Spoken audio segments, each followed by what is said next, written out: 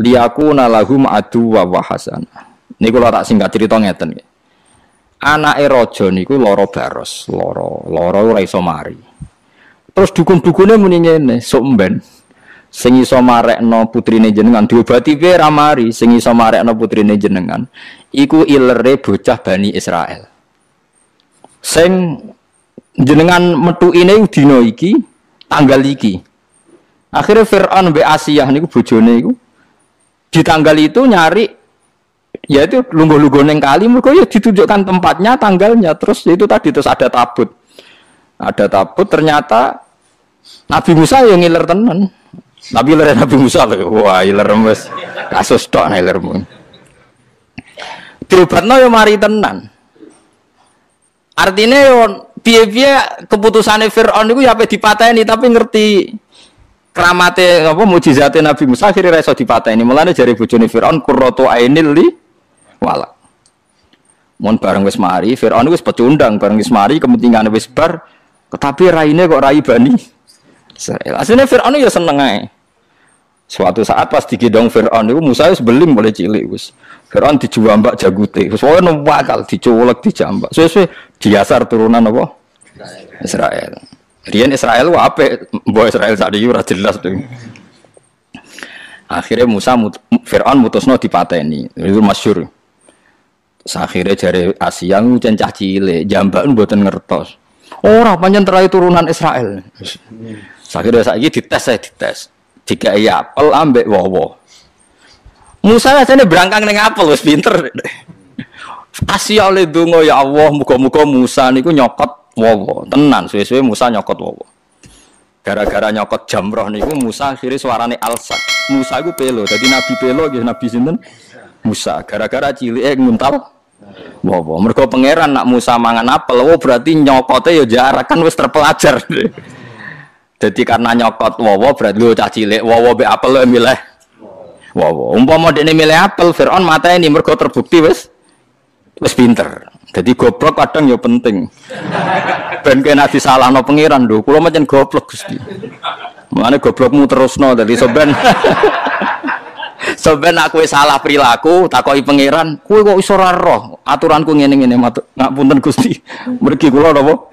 Goblok. Mulane goblok ku barokah, paham? Mulane kadang goblok yo penting. Wonten hadis aksaru ahlil jannah al-bulhu. Akeh-akeh sing bus warga wong napa? Wong bodho. Mergo khitab-khitabe pangeran niku anggere kena bodho wis mboten pirsa Gusti. Aku ora pirsa, goblok Gusti. Kok goblok pergi mboten cerdas. Lah mari jenengan paringi goblok ya akhire mboten paham. Swarga napa? Tapi goblok sak goleki dhuwit aja kok golek dhuwit pinter pas agama goblok. Iku pangeran ra ngandel nah niku ngoten. Goblok ya goblok kabeh aja kok urusan agama goblok urusan donya pinter. Dadi intine niku Asia niku nggih rasional.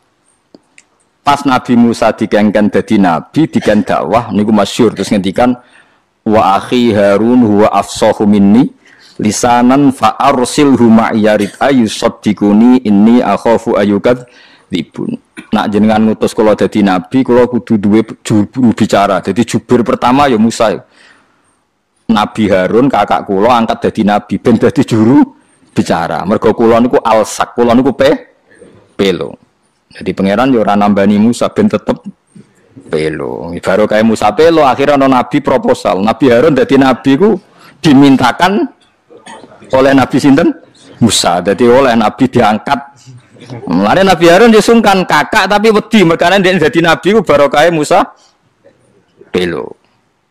Mulane kira ana kiai ra sugih kudu manfaatno ben kowe iso dadi kebutuhane kiai aja malah ra ana gunane, malah ra jelas.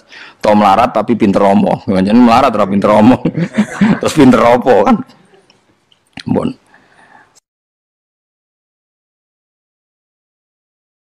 Itu cara pandang orang tareh. Tapi cara pandang orang tasawuf ngeten, walian total.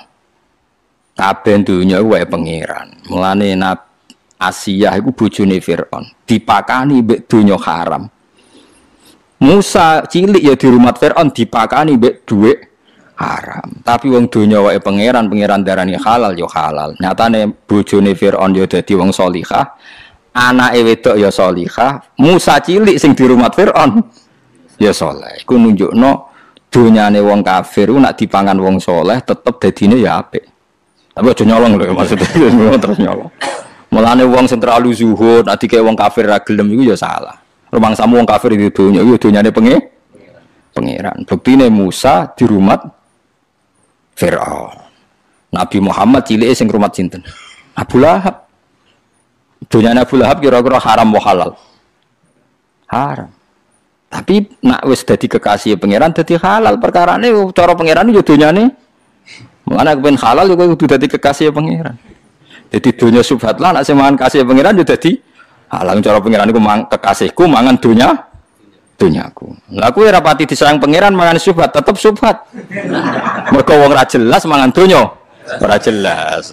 Fungsine yo ora jelas. Tapi nak wali kan fungsine kanggo agama jelas kekasih pangeran. Sing harame dadi halal. Tapi aja nyabu maksudnya sing dunya-dunya sing. Jadi halal itu kan ada dua, ya. Ada halal ainnya. Memang ainnya halal, kayak uang, kayak gandum, kayak beras itu halal. Tapi menjadi haram karena transaksinya. Nah ini bisa halal dikekasihi Allah. Ada yang haram tuh dzati, kayak khomer itu kan haram. Dzati itu tidak bisa halal. Masya wali nak nyabu yo. Yo ora oleh wali kok. Wali kok napa? Nyabu. Yo ora oleh. Cari isak dasem ora ono. Nane jadi wali ku yo ono jare guru-guru kula iku. Wali ku nak bodoni ku sing pinter, aja kok nak bodoni goblok. Mergo ana cerita wali goblok kepengin dianggap wong wali. Bareng jam 1 bar do Jumatan, "Mbah kok ora Jumatan?" "Aku Jumatan ning Mekah, Jung." Lah sing takok wong ahli alim ngerti falak. "Mbah anak bintu aja ngajak-ajak." Mergo nak jam 1 ning Mekah jam 10 Mbah Sudes tesih ngopi. Tapi dekne muni wis Jumatan ning Mekah wali bintu jare. Piye carane bar Jumatan ning Mekah jek jam 10. Songo apa 10 nak jam 1. 4 jam pokoknya. Jam 9 nggih. 9. Mulane saiki konangan wali-wali amatir konangan kuwi ora Jumatan jare wis Jumatan ning Mekah. Ning Mekah tesih jam pinten? 9, mergo terpaut 4 jam. Nah, dene terpelajar oleh muni kudune ngene. Kok mboten Jumatan, Mbah? Engko cung ngenteni kok ning Mekah. Nah, iku rada pinter berarti. Berarti relatif terpelajar, no. Relatif napa? Kula baleni malih. Ini memang masalah-masalah yang kita ndak pernah tahu ila yaumil qiyamah. Ngeten kula niku termasuk ahli fikih iku. Dan memang saya pelajari masalah halal haram. Kula nu nate belajar halal haram mulai kitab Ihya sampai kitab Syekh Abdul Qadir Jilani, jenenge kitab Hunyah sampai kitab Nihayatul Matlab. Halal itu hukum, rungokno nggih. Halal itu hukum. Yang tidak zat loh ya, yang tidak zat. Yang tidak zat artinya tidak khamr, tidak celeng, ya tidak batang, yang tidak zat. Yang halal menjadi haram karena satu proses yang salah. Saya ulang lagi ya, halal yang menjadi haram karena proses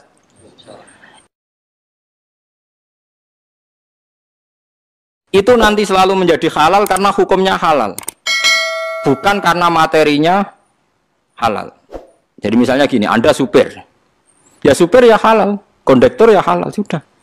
Padahal nanti itu ada orang lonte misalnya, umbal tuh nganggo duit hasil dari ngelonte, copet umbal dari uang hasil nyopet, dan dia pergi juga mau meneruskan aktivitas nyopet. Anda sebagai supir atau kondektor tetap halal karena Anda mendapatkannya lewat transaksi yang halal. Meskipun dibayar dari materi yang asal-usulnya didapatkan dari haram. Mungkin Anda penjual pulsa, ya sama. Yang beli mungkin lonte, kok pulsane dinggo goleki hidung belang atau sebaliknya. Kue santri, ya wes pokoknya tuku pulsa dilayani. Kue kan gak iso nulisi hanya yang berkepentingan halal. Pengen rapayu tapi gitu. Nah sama jual beras juga sama. Nak dipangan kiai, dipangan wong saleh nggo kekuatan salat. Nah digo wong nakal. Ya di kekuatan nakal. Mulane kan ning bis ra usah ndonga, semoga sampai tujuan. Sebagai tujuan wong nakal ya di tempat tujuannya ya nggon nakal. Ya ta ora? Tapi dongakno wong ya sampai semoga selamat sampai tujuan dan semoga cita-citanya berhasil. Lo cita-citanya berhasil cepat yo. Paham ya? Jadi makanya hukum uangan, mana tahu-tahu ngalim ora iso omong. Kulo sering takoki. Kulo nggih nate ketika Jogja gempa atau ada daerah-daerah yang kena bencana, saya pernah ditanya wong alim, padha ngalime takok. Gus, menurut Anda doakan selamat itu baik apa enggak? Supaya dunia enggak ada bencana. Rarom. Jangan wong alim uga roh. Kalau dunia itu aman, sing kelon maksiat ya aman, sing minum ya aman. Meskipun nak orang aman, sing sholat pun ndak aman. Tapi masalahnya nak aman, sing maksiat pun aman. Akhirnya kan wong alim rawani omong. Ya juga Gusti nderek mawon kan mergo mugi-mugi kampung niki gemah ripah Allah jinawi, rezeki gampang ngene-ngene. Rezeki gampang aku nakal ya digo aktivitas nakal, sing saleh digo aktivitas. Mosok kabeh donga semoga rezeki gampang kangge tiang-tiang saleh sing mboten saleh. Kangelan kan yo sing muni amin bingung iki maksude piye. Kan ora jelas. Makanya ketika Syekh Abdul Qadir Imam Ghazali yang dikatakan halal itu Anda saat transaksi melakukan sesuatu yang halal. Di luar itu Anda sudah tidak dimintai tanggung jawab. Karena kalau dimintai tanggung jawab, uang rentalan mobil bogo jumenan apa mboten ngapunten lho niku. Wedi digo, ya haram tenan lah digo. Tapi wis wong kata-katan kayak mergawe ya wis. Lah nang ngono sak donya ya haram kabeh. Yo pesawat digo kaji. Wong kok nyugeno Boeing, nek Amerika suwe Boeing sugih digo kekuasaan militer sugih digo ngrusak Islam. Boikot pajak Amerika. Wis haram kabeh sak donya. Kaji pun haram, mergo kaji nganggo pesawat Amerika nyugeno Amerika. Nek Amerika sugih dienggo ora ono sing halal nang mbantem ngono ya ora ono sing halal.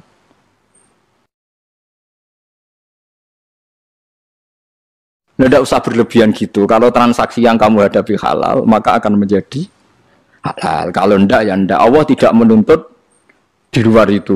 Yang jauh-jauh di luar itu Allah tidak nopo? Tidak nuntut. Itu disebut fal halalu halalu hukmin la halalu ainin. Yang dikatakan halal itu kalau menurut Allah halal ya halal. Kalau Allah menurut haram ya haram. Kamu tidak usah nuntut di luar itu. Nah sekarang orang-orang fikih itu ada pertanyaan begini. Ini banyak radi angel. Ada koruptor, misalnya Zaid koruptor. Terus ngasih uang saya 1 miliar. Saya tahu kalau uang itu korupsi.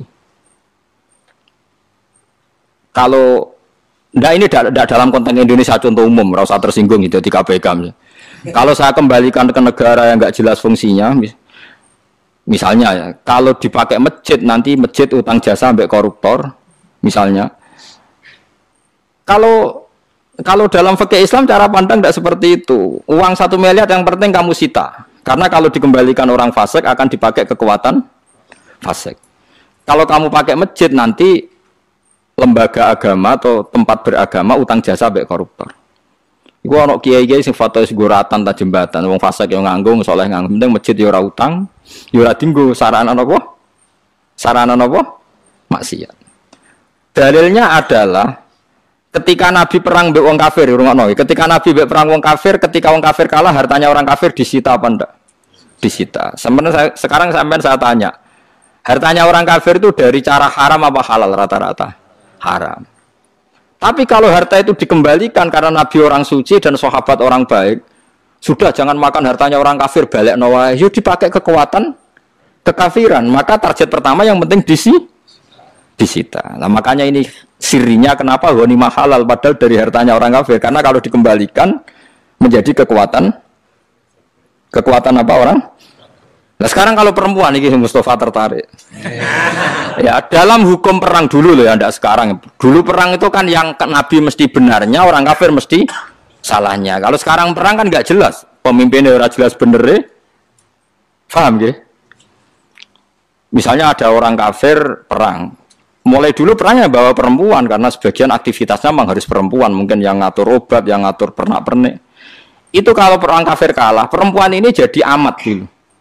Dan halal dikeloni, misalnya dikeloni Mustafa ya oleh. Asal bagiannya loh ya, wis ditentukan oleh imam. Sing elek bagian Mustafa, sing iki seperti itu. Karena pembagian oleh imam ini bimanzilatil akdi sama dengan akad. Memang itu seperti itu aturan Al-Quran. Walladzina hum li furujihim hafizun illa ala azwajihim aw ma malakat aimanuhum. Amatlah kemana? Logikanya gampang. Kenapa menjadi halal? Padahal kadang punya suami di negara kafir harbi. Karena logikanya gampang. Kamu merasa jijik ngeloni orang amat. Misalnya Mustafa, biasa iktikaf biasanya masjid kok ngeloni nopo? Amat. Mboten Gus niki mboten nyaman kalau kok ngeloni tiang kafir. Amat kalau balik mawon ning wong kafir. Nanti amat ini ketika kembali wong kafir, dikeloni wong kafir, maka akan mereproduksi tiang kafir. Jadi dari orang kafir kosong menjadi dua, anak-anaknya loro, anak-anaknya lima kok dia anak lima kabeh selawe.